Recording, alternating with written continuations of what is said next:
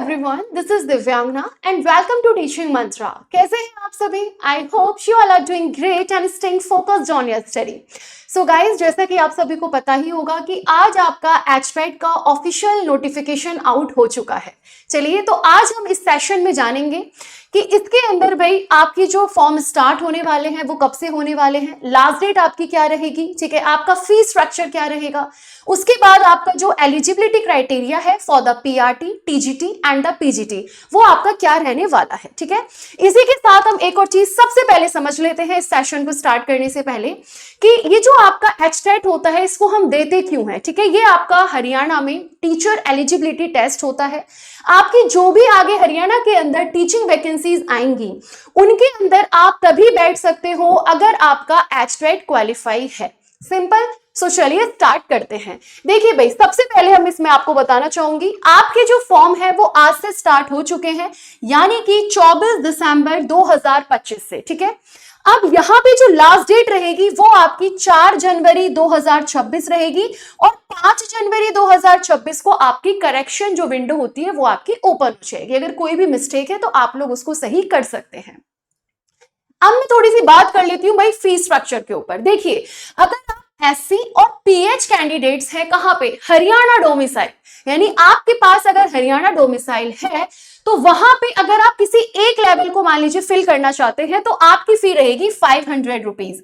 अगर आप किसी भी 2 लेवल को फिल करेंगे तो 900 और 3 लेवल्स के लिए आपकी फी रहेगी दैट इज 1200 रुपए। ठीक है, यानी कि आपकी कितना रहेगा, 1200 रुपीज आपकी रहेगी।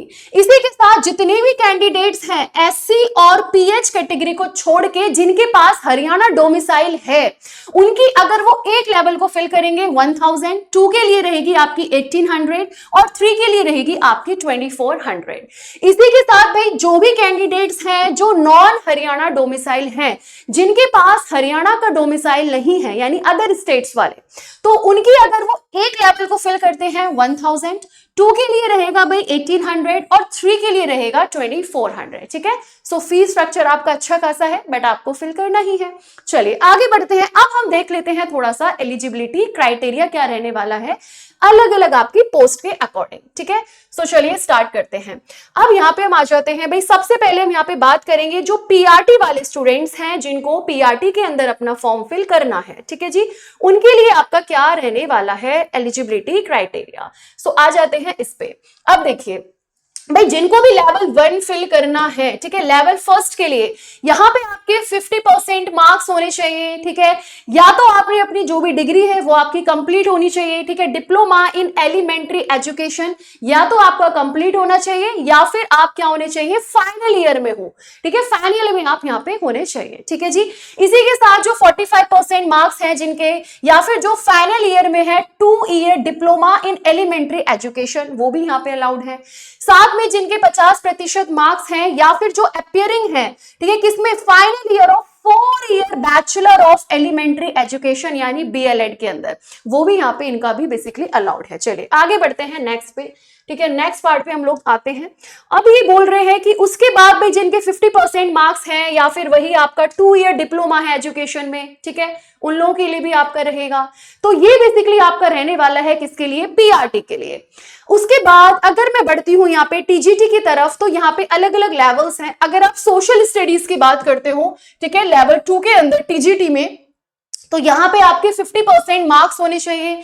साथ के साथ आपने बीटीसी के अंदर जेबीटी या फिर डीएड या फिर जो भी आपने किया है, ठीक है, डीएलएड किया है, बीटीसी किया है, जो भी आपने किया है उसके अंदर भी आपने सोशल साइंस आपका सब्जेक्ट रहना चाहिए। इस बात को आप लोग ध्यान रखेंगे। ठीक है जी, इसी के साथ वही सेम बात इन्होंने बोली है कि उसके बाद अगर मान लीजिए आप 4 इयर्स बैचलर यानी आपने बीएलएड किया है और 50% आपके मार्क्स हैं इन सोशल साइंस सब्जेक्ट में, तो आप टीजीटी फिल कर सकते हैं। ठीक है जी, चलिए आगे बढ़ते हैं। या फिर आपने मान लीजिए इंटीग्रेटेड बीए बीएड किया है, कितने % मार्क्स के साथ, वही 50% मार्क्स तो आपके होने ही चाहिए। और उसके बाद हम यहाँ पे आगे बढ़ते हैं नेक्स्ट स्लाइड पे। तो ये आपके बेसिकली सब्जेक्ट वाइज रहेंगे। इसी तरीके से आपका साइंस रहेगा, 50% मार्क्स आपके होने चाहिए। अगर आपने बीटीसी, जेबीटी या जो भी आपने किया है, डीएलएड वगैरह, उसके अंदर आपके 50% मार्क्स, और साइंस आपका एक टीचिंग सब्जेक्ट में आपके पास साइंस वहां पे होना चाहिए, तभी आप टीजीटी साइंस फिल कर सकते हैं। ठीक है जी। इसी के बाद हम आगे बढ़ते हैं नेक्स्ट, यहाँ पे वही 4 इयर्स बैचलर इन बीएलएड और 50% मार्क्स इन साइंस सब्जेक्ट। ठीक है, सभी के लिए बेसिकली यहाँ पे सेम ही है। और इसी तरीके से आपका मैथमेटिक्स रहेगा, वही 50% मार्क्स, और आपका math as a teaching subject in BTC, JBT, DElEd. ठीक है, और या फिर आपके 50% मार्क्स होने चाहिए सेम, और वही आपने बीएलएड वगैरह किया हो मैथमेटिक्स सब्जेक्ट में। सो ये आपके देखिए, ये जितने भी आपकी सारी चीजें हैं, सिमिलरली फॉर टीजीटी इंग्लिश के लिए आ जाता है, वही आपका 50% मार्क्स होना चाहिए, इंग्लिश एज अ सब्जेक्ट आपका रहना चाहिए। वही आपका हिंदी के लिए आ जाता है, दैट इज संस्कृत। सो ये सारी पीडीएफ आपको टीचिंग मंत्रा, ठीक है, एप्लीकेशन पे आपको मिल जाएगी, यूट्यूब चैनल पे आपको मिल जाएगी, आप वहां से डाउनलोड कर सकते हैं। ठीक है, और टेलीग्राम पे आपको ये सारी, ठीक है, टीचिंग मंत्रा, आप टेलीग्राम चैनल को डाउनलोड कर लीजिए, वहां पे आपको सारी पीडीएफ आपको मिल जाएगी। इसी तरीके से देखिए, आपकी टीजीटी पंजाबी है यहाँ पे। ठीक है जी, पंजाबी के बाद आपका क्या है यहाँ पे, टीजीटी संस्कृत का आपका दिया हुआ है। संस्कृत के बाद हम आगे बढ़ते हैं, यहाँ पे उर्दू में है, वही आपका 50% मार्क्स होना चाहिए, और Urdu as a teaching subject आपका रहे।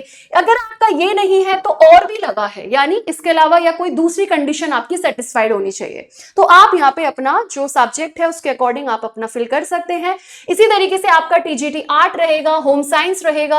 ठीक है, और फिर आपका टीजीटी म्यूजिक भी है, यहाँ पे बहुत सारी आपकी यहाँ पे वैकेंसीज हैं। आगे बढ़ते हैं पीजीटी के लिए। तो पीजीटी के लिए आपका लेवल 3, जिसमें आपका इंग्लिश है, Hindi, geography, home science, sociology, psychology, Punjabi, Urdu, history.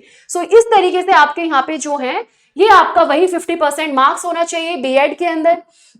और दूसरा यहाँ पे इन्होंने मैट्रिक की बात भी करी है, विद हिंदी और संस्कृत से आपका होना चाहिए, या फिर आपके पास ग्रेजुएशन, पोस्ट ग्रेजुएशन में आपकी हिंदी होनी चाहिए, यानी कि एक सब्जेक्ट आपका यहाँ पे रहना चाहिए। ठीक है, और similarly for the political science की हम यहाँ पे बात करते हैं। इसी तरीके से पीजीटी संस्कृत का आपका रहेगा, पीजीटी बायोलॉजी आपका रहेगा, फिजिक्स आपका रहेगा, ठीक है, केमिस्ट्री रहेगा, मैथमेटिक्स रहेगा। सो ये आपके ओवरऑल जो भी सब्जेक्ट अकॉर्डिंग है। ठीक है, कॉमर्स रहेगा, इकोनॉमिक्स रहेगा, पीजीटी म्यूजिक है, पीजीटी फाइन आर्ट्स है, ठीक है, कंप्यूटर साइंस है, फिजिकल एजुकेशन है।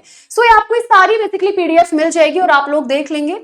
अब एक और बात जो सबसे मुख्य बात है कि यहाँ पे, ठीक है, आपका जो, आप देखिए कितने मार्क्स आपको चाहिए, ये भी आप लोग एक बार यहाँ पे ध्यान रखेंगे। देखिए, अगर इन्होंने सीधा सीधा बोला है, अगर आप एससी और पीएच कैटेगरी से बिलोंग करते हैं तो आपको छूट मिल जाएगी। ठीक है, वहां पे आपको छूट मिल जाएगी, यानी 82 मार्क्स आपको यहाँ पे लेके आने हैं। ठीक है, तो आपका बेसिकली ये आपका क्रैक हो जाएगा। और उसके अलावा जितने भी हैं वो सारे के सारे, सभी को कितने मार्क्स लेके आने हैं यहाँ पे, 90 मार्क्स आपके होने चाहिए। वो सभी आपके जनरल में काउंट होंगे और आपको 90 मार्क्स यहाँ पे लेके आने हैं। ठीक है, सो ये था आपका एलिजिबिलिटी क्राइटेरिया। सो आप लोग अपने फॉर्म भरना स्टार्ट कर दीजिए। अगर आपका एस्पेक्ट क्लियर होगा तभी आप आने वाली वैकेंसीज के अंदर बैठ सकते हैं। So thank you so much guys. अगर आपको कोई भी यहाँ पे प्रॉब्लम है, ठीक है, कोई भी क्वेरी है, तो आप सभी में कमेंट सेक्शन के अंदर पूछ सकते हैं। So thank you so much and wish you all the very best for your upcoming exams. Thank you guys.